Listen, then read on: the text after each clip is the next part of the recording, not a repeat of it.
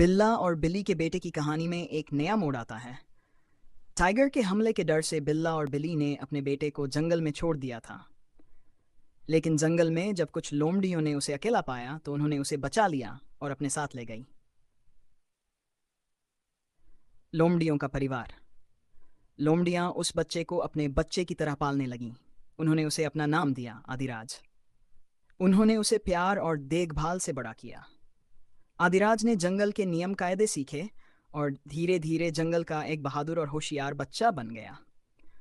लोमड़ियों ने उसे सिखाया कि डर से भागने की बजाय मुश्किलों का सामना कैसे किया जाता है। बच्चे की ताकत और बुद्धिमानी। आदिराज ने जंगल के अन्य जानवरों की मदद करना शुरू किया। एक बार जब वही टाइगर फिर से जंगल में आतंक मचाने आया तो आदिराज ने अपनी लोमड़ी माओं के साथ मिलकर एक जाल बिछाया।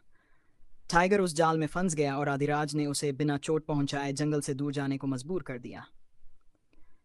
अब जंगल के सभी जानवर आदिराज की बहादुरी की प्रशंसा करने लगे। माता पिता से मुलाकात।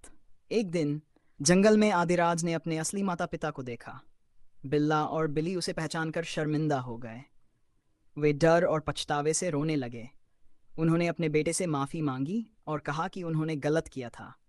लेकिन आदिराज ने उनकी तरफ प्यार से देखा और कहा, डर सभी को लगता है, लेकिन हमें सीखना चाहिए कि डर पर काबू कैसे पाया जाए। लोमड़ियों ने मुझे यह सिखाया।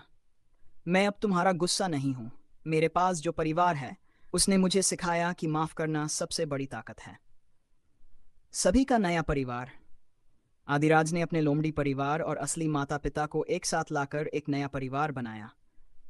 अब बिल्ला और बिली भी जंगल में रहना सीख गए और आदिराज के साहस और दयालुता पर गर्व करने लगे।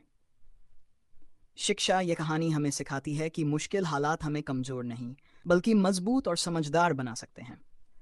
ये भी दिखाती है कि परिवार केवल खून के रिश्ते से नहीं बल्कि प्यार, दया और साथ देने से बनता है। आपको ये कहानी कैसी लगी?